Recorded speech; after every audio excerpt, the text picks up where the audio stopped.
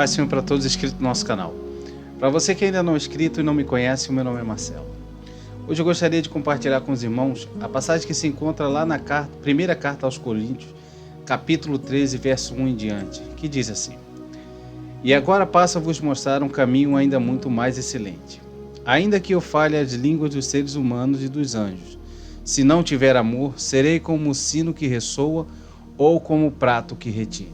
Bom, o apóstolo Paulo inicia essa carta aqui aos Coríntios falando que a partir desse momento ele falaria de um assunto ainda mais excelente do que anteriormente ele havia falado. Agora, que assunto ele havia abordado anteriormente que esse aqui era mais importante? Bom, no capítulo 12, ele havia enumerado e falado dos dons do Espírito Santo para a igreja de Corinto, mostrando a importância dos dons do Espírito Santo e falou dom por dom. Aí, aqui na sequência, ele diz que esse assunto que ele vai abordar agora no capítulo 13 é muito mais excelente. O significado da palavra excelente quer dizer superior em seu gênero, perfeito, primoroso, exímio, inigualável. Aí, o apóstolo Paulo está deixando bem claro que a partir de agora o assunto que ele vai abordar é incomparável, não tem comparação com o assunto que ele vinha falando anteriormente, que esse assunto que ele iria abordar agora é perfeito. Aí, continuando no verso, ele diz assim, que ainda que ele falasse todas as línguas dos seres humanos e dos anjos, aqui ele está falando de um dos dons do Espírito Santo. O que é dom do Espírito Santo? O dom do Espírito Santo é a capacitação que Deus concede a todo aquele que crê nele, que tem o Espírito Santo dentro de si, fazendo morada, para pregar, para fazer duas coisas. Primeira coisa, obedecer aos mandamentos de Cristo. Segunda coisa, pregar o Evangelho de Cristo. E o dom de línguas, que é o primeiro abordado aqui, ele é um dom concedido para que nós possamos nos comunicar com as diferentes nações do mundo. Porque ele disse, ide pelo mundo e pregai o Evangelho a toda criatura. Aquele que crê e for batizado será salvo, aquele que não crê já está condenado. Então, como ele deu essa ordem primeiramente aos apóstolos, que eram galileus, como poderia um povo que era considerado até como, por entre o seu povo, como da roça, eu creio que era meio que isso, poderia se comunicar com todas as etnias do mundo, porque é feito de pessoas, de linguagem, formas de falar diferentes. Então, para isso, o dom de língua foi concedido, para que nós pudéssemos nos comunicar com as pessoas de todo o mundo. Então, o apóstolo Paulo aqui começa deixando bem claro que ainda que ele pudesse falar todas essas línguas, se não tivesse amor, seria o som que nós produziríamos fazendo uso desses dons, teria o efeito semelhante a de um sino que ressoasse e de um prato que retine, ou seja, que propaga som, mas que não produziria efeito algum naqueles que ouviriam os efeitos. Só produziria efeito se tivesse amor. Então ele estava deixando bem claro que o amor é mais importante do que o dom de línguas, que é para nos comunicarmos e pregar o Evangelho. Aí na sequência, ele continua dizendo assim, mesmo que eu possua o dom de profecia, e conheça todos os mistérios e toda a ciência, e ainda tenha uma fé capaz de mover montanhas, se não tiver amor, nada serei. Bom, dom de profecias, aqui é mais um dom concedido pelo Espírito Santo. O que é profecia? Profecia está sempre ligado a um acontecimento futuro. Quando Deus quer falar de algo que ele irá realizar no futuro, ele por meio desse dom que ele concede, através do Espírito Santo, àqueles que o possuem, ele revela o que ele vai realizar, às vezes 700 anos no futuro, como aconteceu com os profetas. Então, ele está dizendo que mesmo que tivesse essa capacidade, ele não seria, nada serei. Ele falou, mas se eu também tivesse a capacidade, fosse a pessoa mais inteligente desse mundo, a ponto de conhecer tudo que para todas as outras pessoas é um mistério, para mim não fosse, e se eu fosse o maior cientista, conhecesse tudo que envolve ciência nesse mundo, nada serei, nada seria também. E ele fala, se eu tivesse uma fé capaz de mover montanhas, também não seria nada.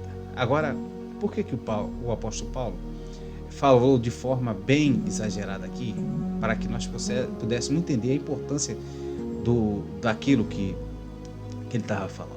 É o que nos leva à pergunta: será que alguém hoje, nos dias de hoje ou em qualquer época, alguém que pudesse prever o futuro diante de qualquer ser humano dessa terra, ele seria ninguém? Uma pessoa que pudesse prever os acontecimentos futuros seria ninguém diante dos seres humanos? Ou alguém que conhecesse, que fosse a pessoa mais sábia da face dessa terra e tivesse o conhecimento de toda a ciência humana, essa pessoa diante de qualquer outro ser humano seria ninguém? Ou alguém que tivesse a fé capaz de mover montanha diante de qualquer ser humano, seja ele religioso ou não, ele seria ninguém? Acho que não, seria até adorado. Agora, então diante de quem ele não seria ninguém? É claro, diante do nosso Deus. Porque para Deus, aquilo que é impressionante para os seres humanos, para ele não é nada. Então, diante de Deus, não importa aquilo que você for capaz de realizar, de falar em todas as línguas humanas, se expressar de forma eloquente, a mais eloquente possível, não importa o que você possa realizar com a sua fé ou com o seu conhecimento diante de Deus, isso é nada. Isso aí diante de Deus nos torna em nada. Notem que ele falou até da fé. E a própria Bíblia afirma que sem fé é impossível agradar a Deus. E é por meio da fé que o nosso Senhor Jesus Cristo salva todo aquele que crê. Mas ele deixou bem claro que, inclusive a fé, o amor é mais importante. Aí no verso 3, ele continua dizendo assim: mesmo que eu dê aos necessitados tudo o que possuo e entregue o meu próprio corpo para ser queimado, se não tiver amor, todas essas ações não me trarão qualquer benefício real. Se os irmãos lembrar, na live anterior, nós falamos da importância de fazer o bem aos seres humanos e de que forma Deus encara esse bem que nós fazemos àqueles que necessitam. Só para relembrar os irmãos, nós falamos que Deus pode encarar de duas formas o bem que nós fazemos ao nosso próximo. Primeira forma, ele pode se considerar como um empréstimo, o bem que você está fazendo, ele está emprestando algo a ele. E aquele que ele considerar como um empréstimo, ele nos recompensará ainda aqui nessa terra, nos devolverá em bens materiais. Mas ele pode considerar de uma segunda forma, ele pode considerar como um favor pessoal a ele. E aquilo que ele considerar como um favor pessoal, ele nos recompensará não aqui, mas no céu, nos levando para estar com ele. Mas aqui o apóstolo Paulo é bem claro em dizer que ainda que nós fizéssemos o maior bem de doar, imagina o Bill Gates da vida aí, ele doasse tudo que ele tem para os pobres, assim como 2 vezes ele já fez, isso não traria benefício real. E se ele fosse capaz de dar a sua vida em prol dos pobres e daqueles que necessitam, também não traria benefício real, se não tiver amor. Então, o que ele está deixando bem claro aqui? Não é o que você pode fazer, não é o que você é capaz de falar e não é aquilo de bom que você faz que conta para ele, mas é a sua motivação. O que te motiva a fazer tudo isso? É o amor? Se for, show de bola. Ele aceita de bom grado. Mas se não tiver amor, para ele, nada disso valerá. Então ele está deixando bem claro que o amor é mais importante do que tudo que existe. Aí no verso 4 ele continua dizendo assim, ele continua, nos dá a capacidade, tanto pessoal, de nos autoanalisar, como aqueles que nos vê, também analisar o que é o verdadeiro amor. Como reconhecer que uma pessoa verdadeiramente ama alguém ou não. Então ele começa dizendo assim no verso 4, o amor é paciente. Então a qualidade, o que o amor é? Paciente. Primeiramente, aquele que diz amar alguém, ele tem que ser paciente. Ele tem que saber esperar. Então essa é uma das coisas que compõem o amor. Aí na sequência ele continua dizendo assim, o amor é bondoso. O amor, aquele que ama alguém, naturalmente praticará o bem. Aquele que ama alguém, a bondade, a vontade de ajudar o próximo estará sempre com ele. Aí continua dizendo assim, o amor não inveja. Aquele que ama, o que ele está dizendo aqui, é que aquele que verdadeiramente ama alguém, ele é capaz de se alegrar com a vitória do seu irmão, ainda que ele esteja passando por necessidade. E seu irmão seja milionário e não lhe estenda a mão, mesmo vendo que ele tem necessidade, se ele ama essa pessoa, ele será capaz de se alegrar mesmo estando na miséria. Não se vangloria, jamais vai contar vantagem daquilo que ele é capaz de realizar ou que ele tem financeiramente. Jamais se vangloriará disso. Nem será arrogante. Por quê?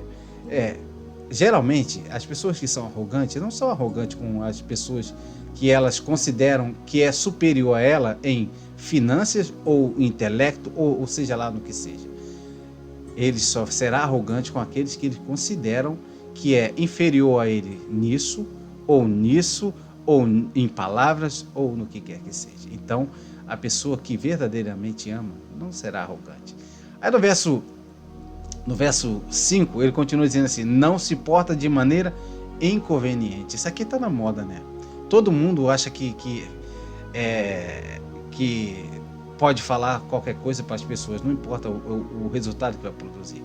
Se vai constranger ou não constranger aquela pessoa. Fala, não, comigo é assim, eu falo a verdade, né?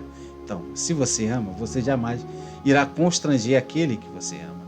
Aí na sequência ele continua dizendo assim, não age egoisticamente. Aqui ele mostra mais uma variável daquele que verdadeiramente ama. Ele nunca, tudo aquilo que ele desejar para si, seja financeiro ou qualquer coisa que seja, ele nunca será o único alvo daquilo que ele deseja realizar. Sempre terá segundos e terceiros e quartos e por aí vai no objetivo. Ele nunca, o bem que ele buscará para ele nunca será o alvo. Sempre terá mais alguém que ele deseja beneficiar. E o amor não se enfurece facilmente. Então ele está dizendo, aquele que ama não se enfurece facilmente. Notem que ele não diz que aquele que ama não irá se enfurecer. Ele diz que ele não se enfurecerá facilmente. Pois chegará uma hora, vai ter um momento que aquele que ama se enfurecerá com aquele que ele ama. Por exemplo, eu amo meu filho, mas se ele cometer um erro, eu vou me enfurecer com ele e vou castigar ele. E assim é o nosso Deus. Ele nos ama, mas quando nós fazemos coisa que desagrada a ele, enfurecemos a ele e o castigo vem. Aí na sequência, ele continua dizendo, não guarda ressentimentos. Esse aqui é mais uma característica daquele que ama. Ele pode até se enfurecer e se irritar, mas ele jamais será capaz de guardar ressentimentos daquele que ele ama. Ele vai se irritar quando ele se acalmar, morreu o assunto. É isso que ele está dizendo.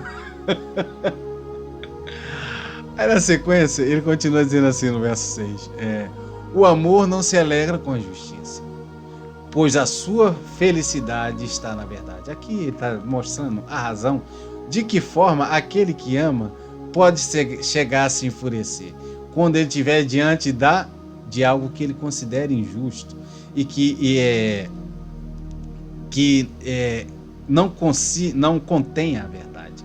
Isso geralmente enfurece aquele que deseja viver uma vida em conformidade com o que o nosso Senhor Jesus Cristo ensina. Então, aqui ele está dando a razão por que aquele que ama vai se enfurecer quando ele estiver diante da injustiça.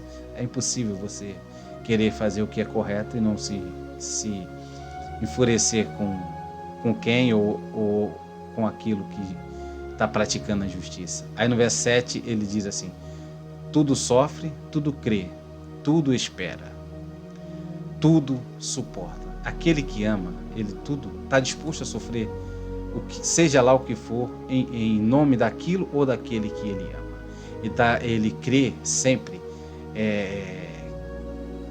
está disposto a sofrer porque ele crê que pode haver ou uma mudança ou que ele poderá alcançar aquilo por qual ele está sofrendo. Tudo espera, ele é paciente, ele espera o momento certo, ele sabe que uma hora aquilo que tem que ser será.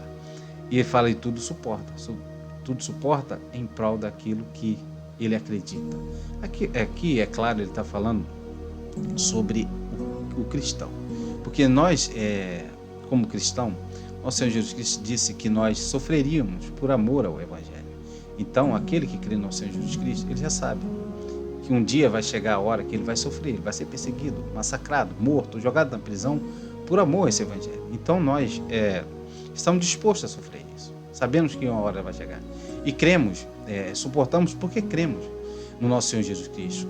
E nós esperamos, cremos e esperamos que um dia ele retornará para nos buscar. E por isso, o apóstolo Paulo diz também que as momentâneas dores e dificuldades desse mundo não se compara com a glória daquilo que nos será revelado com o nosso Senhor Jesus Cristo se apresentar. Então, por isso, nós suportamos tudo isso. Aí no verso 8, o apóstolo Paulo diz assim: o amor jamais morre, todavia as profecias deixarão de existir, as línguas cessarão, o conhecimento desaparecerá. Então aqui ele deixa bem claro porque ele considera o amor superior a tudo isso. Por quê?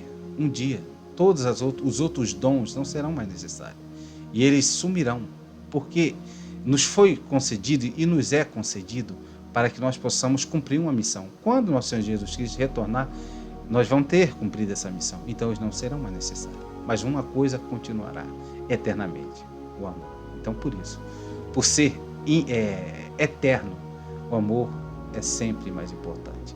Aí no verso 13 ele termina dizendo assim: sendo assim, permanecem até o momento esses três: a fé, a esperança e o amor. Contudo, o maior deles é o amor. E termina enfatizando que o amor de tudo que o ser humano pode buscar, até mesmo a fé que nos salva, é o amor. Porque o amor está acima de todas as coisas. Então, eu queria... O que é que eu pretendo, ou com que objetivo nós lemos essa passagem?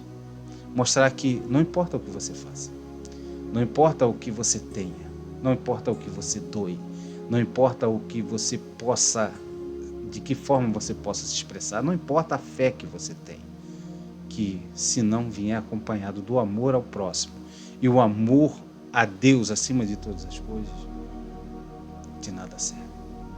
O amor a Deus e ao próximo é o maior dom que Deus pode conceder a todo ser humano. Simples assim.